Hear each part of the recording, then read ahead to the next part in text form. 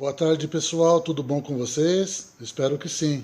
Estou morrendo de saudade de todos. Vamos à minha parte na aula 33. O grupo composto pela Natália, o Carlos e eu. E a Natália falou sobre reis, o Carlos e eu sobre profetas. E a minha parte de profetas vai de Jonas a Malaquias. Fiz uma pesquisa na internet e encontrei uns videozinhos bastante resumidos.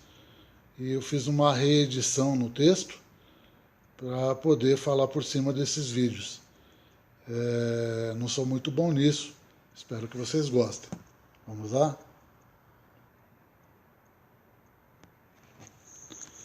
Profeta Jonas. Deus escolheu Jonas para levar uma mensagem de julgamento contra a cidade de Nínive, na Síria. Jonas foi profeta enquanto Jeroboão II reinava em Israel. Jonas escreveu o livro que leva o seu nome por volta de 844 a.C. Isso foi uns 100 anos antes da Síria levar os israelitas ao exílio, e uns 200 anos antes de Naum predizer a destruição de Nínive. Jonas viveu na mesma época de Amós, que também profetizou no reino de Israel, e Joel, que profetizou Judá. O livro de Jonas tem 4 capítulos. Os capítulos 1 e 2, vemos que Jonas recebe uma designação de Deus para ir a Nínive.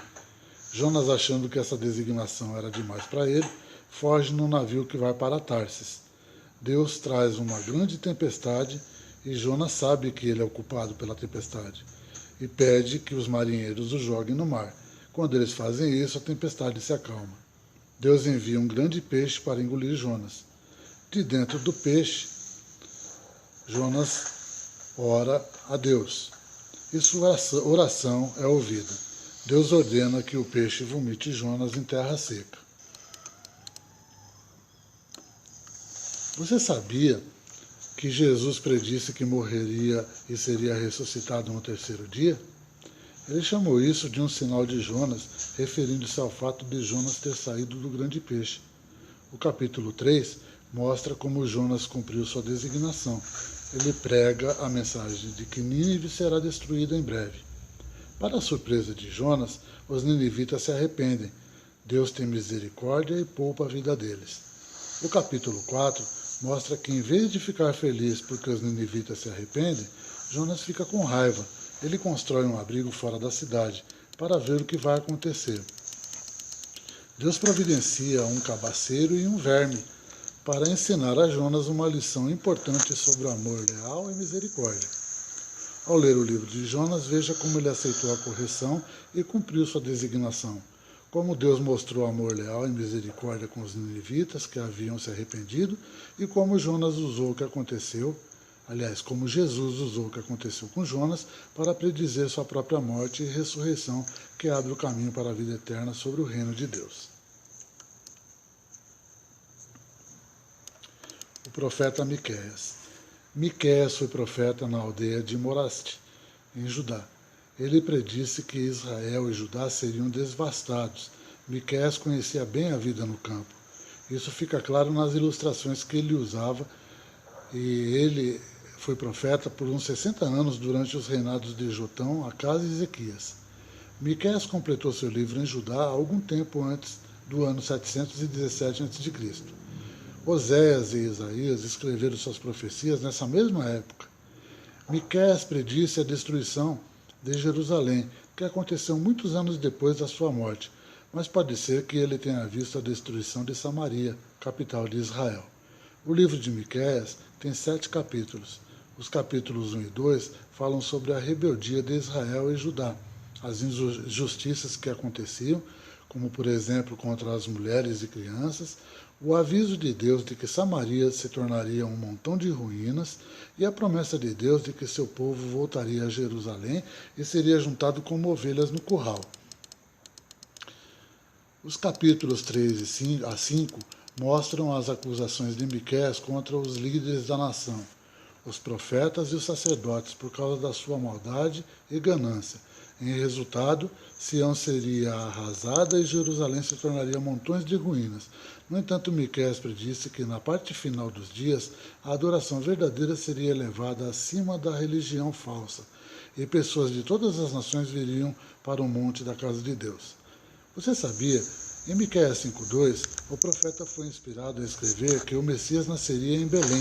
Essa profecia se cumpriu quando Jesus nasceu nessa cidade. Os capítulos 6 e 7 mostram que o povo não obedecia a Deus e às suas leis. Deus, como que defendendo sua causa no tribunal, pede que o povo pratique a justiça, ame a lealdade e ande modestamente com ele. Mas os comerciantes ignoram as leis de Deus e enganam seus irmãos israelitas, usando balanças e pesos adulterados.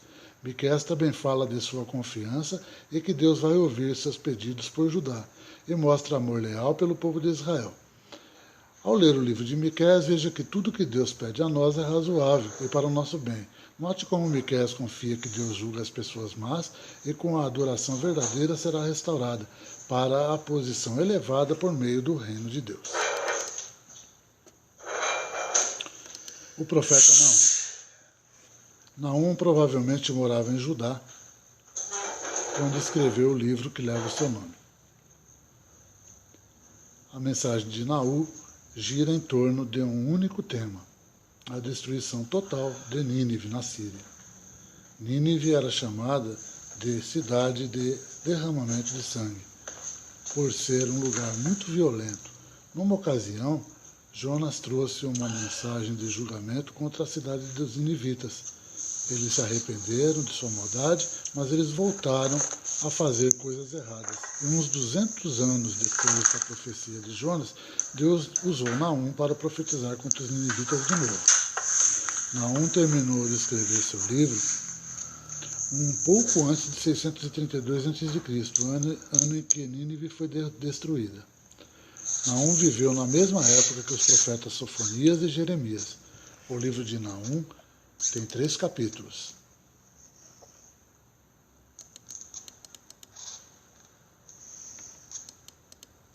No capítulo 1, Naum declara que o julgamento de Deus contra Nínive, a cidade toda, incluindo seus deuses pagãos feitos de madeira, pedra e metal, será completamente destruída.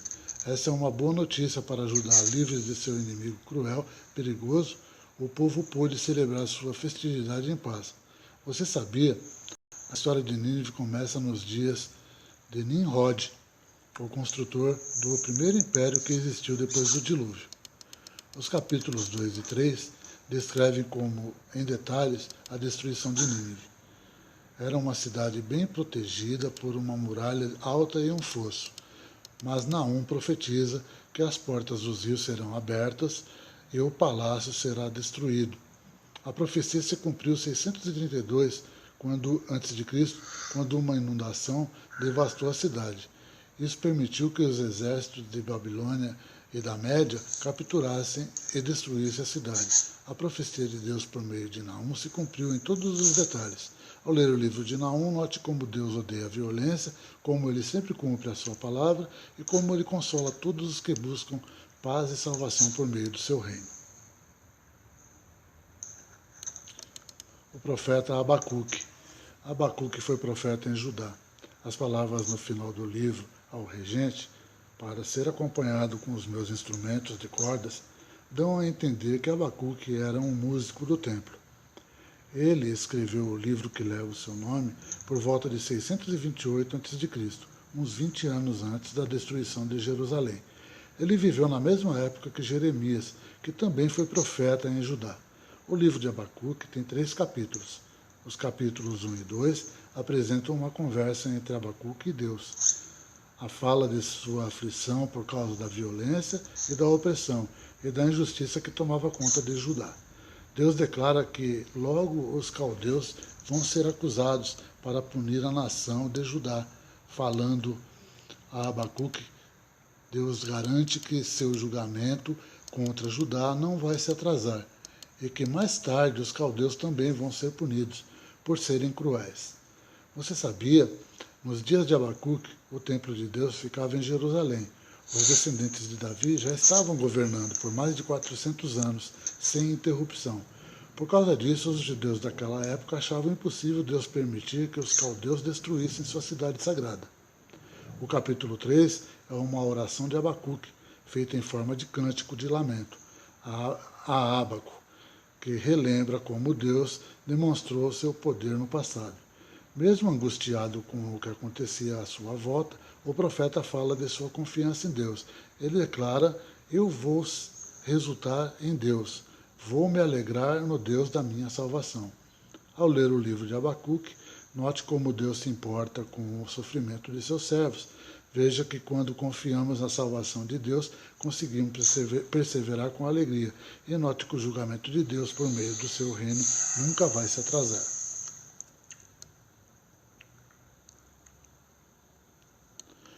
O profeta Sofonias. Sofonias era profeta em Judá e escreveu o livro que leva o seu nome. Ele profetizou no início do reinado do fiel rei Josias. Ele terminou seu livro antes do ano 648 a.C. Isso foi há alguns anos antes de Naum e Abacuque escreverem seus livros, e mais de 40 anos antes da destruição de Jerusalém, em 607 a.C. O livro de Sofonias tem 3 capítulos. O capítulo 1 alerta que o povo de Judá que o dia do julgamento de Deus está se aproximando rapidamente. As pessoas estão ocupadas buscando riquezas, adorando deuses falsos e achando que Deus não vai fazer nada para corrigir a situação.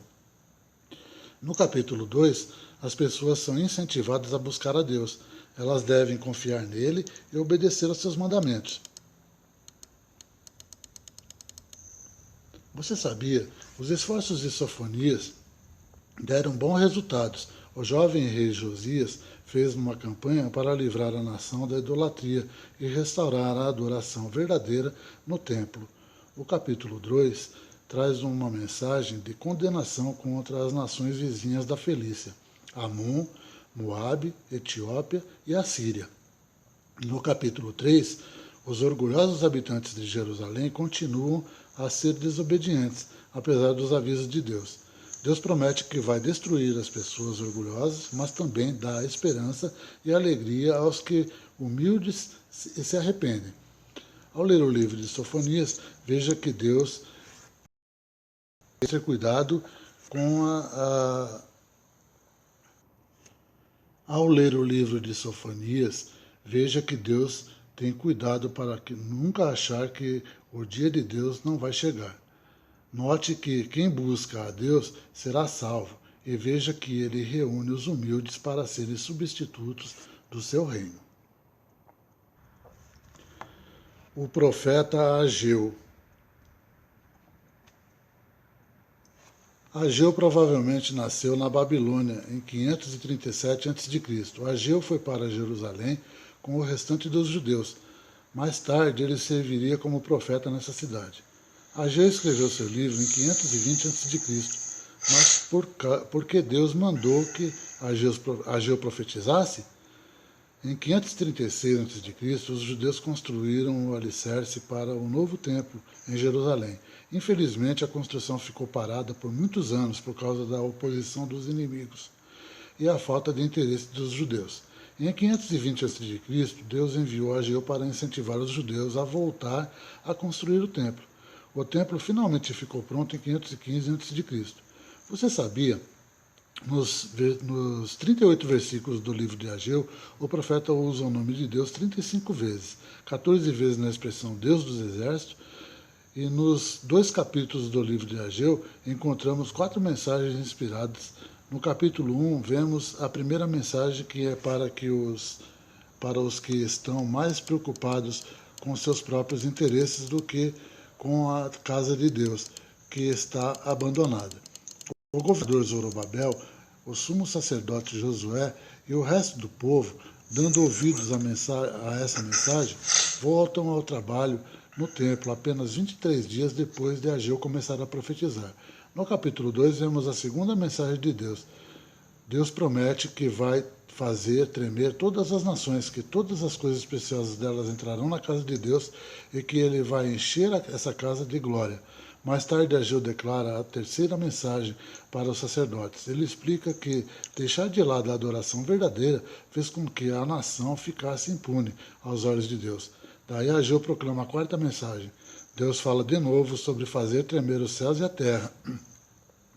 Mas agora ele se refere à destruição total. de todos os governos humanos. Alguns séculos mais tarde, o apóstolo Paulo citou as palavras de Ageu para deixar claro que o reino de Deus nas mãos de Jesus Cristo nunca será abalado. Ao ler o livro de Ageu, veja como Deus, como precisamos colocar os interesses espirituais à frente dos nossos interesses. Note como adorar a Deus só por obrigação não agrada a Ele, e veja como o reino de Deus nas mãos de Jesus Cristo nunca será abalado.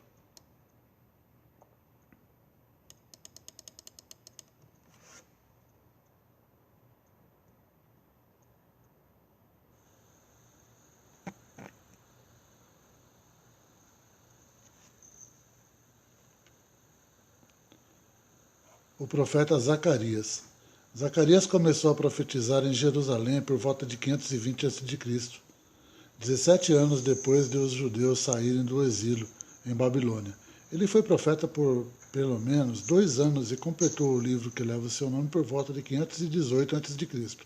Zacarias foi profeta na mesma época que Ageu. A construção do templo estava parada. Quem passava pela cidade achava que Deus tinha esquecido de Jerusalém. As pessoas estavam desanimadas e só pensavam nos seus próprios interesses. Deus enviou Zacarias e Ageu para incentivar os judeus a recomeçar a construir o templo, apesar dos desafios.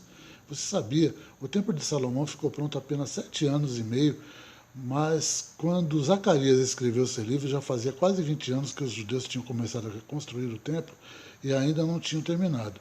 O livro de Zacarias tem 14 capítulos. Os capítulos 1 a 6 descrevem uma série de visões impressionantes que garantem o apoio de Deus na reconstrução do templo e na restauração da adoração pura por amor. Por exemplo, uma das visões mostra que uma mulher chamada Maldade é colocada dentro de um cesto e levada para longe por 2 mulheres com asas. Isso ilustra que não há lugar para a maldade entre o povo de Deus.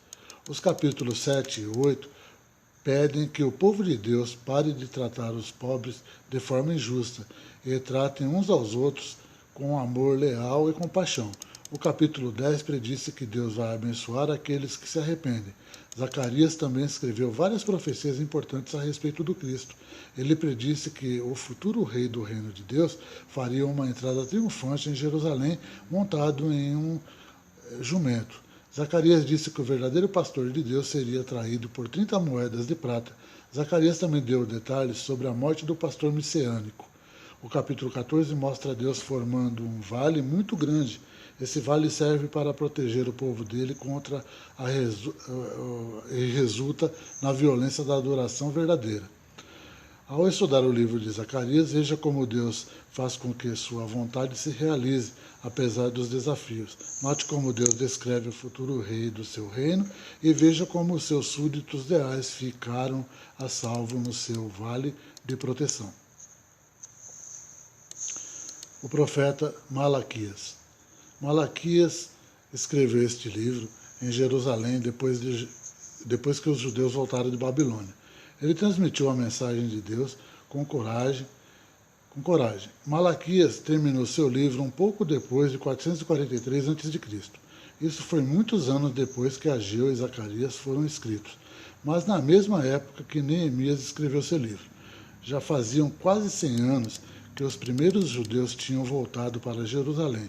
O templo estava reconstruído, as muralhas de Jerusalém também estavam prontas, mas o povo ainda precisava de ajuda para servir a Deus do jeito que agradava a ele.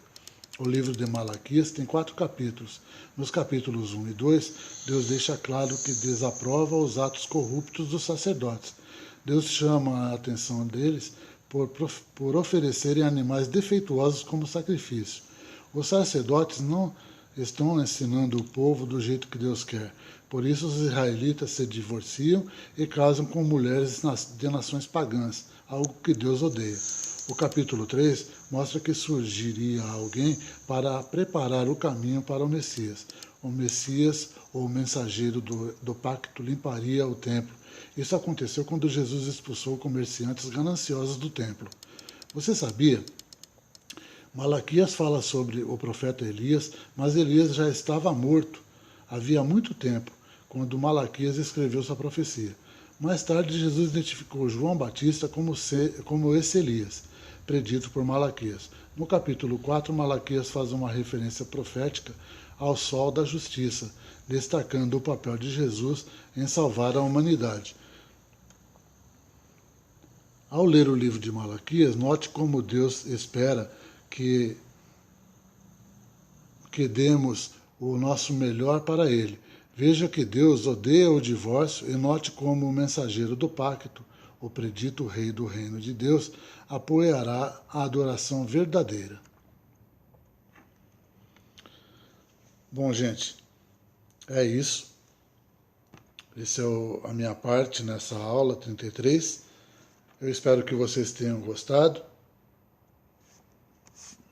E o que eu tenho para dizer a respeito dessa aula é que tudo se resume no seguinte: desde o início, para mim, né, no meu entender, Deus fez o homem à sua imagem e semelhança e esperava do homem a sua adoração, a sua lealdade, né, a sua fidelidade.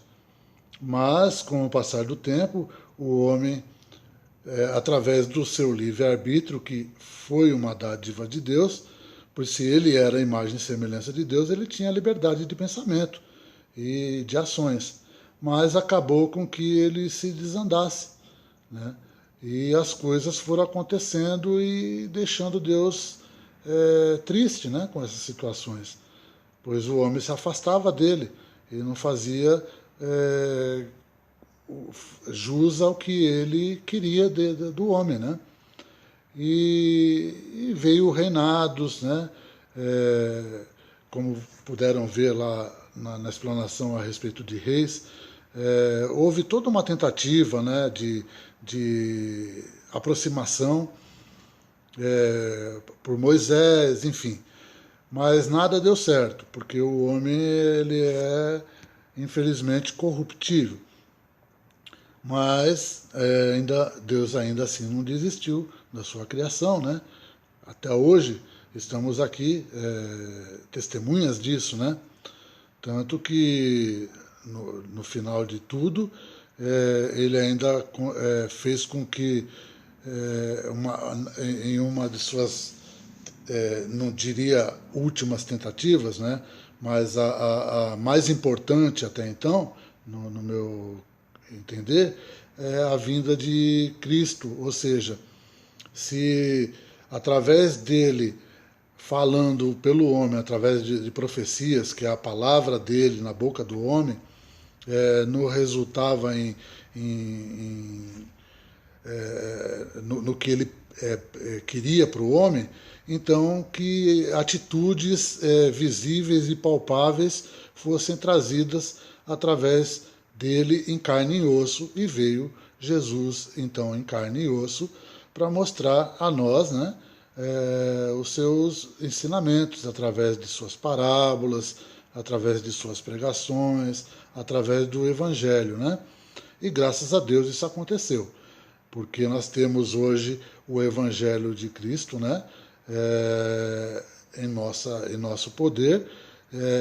É uma coisa que se renova constantemente, dia a dia, a cada leitura, nunca é a mesma coisa, e nós podemos estar sempre nos renovando, graças a Deus, por causa do seu infinito amor por nós. Então, eu espero que vocês tenham gostado da minha parte nessa aula, né? E espero que essa aula como um todo tenha sido proveitosa para vocês. E até uma próxima vez, né? Até a próxima aula. E um beijo no coração de todos.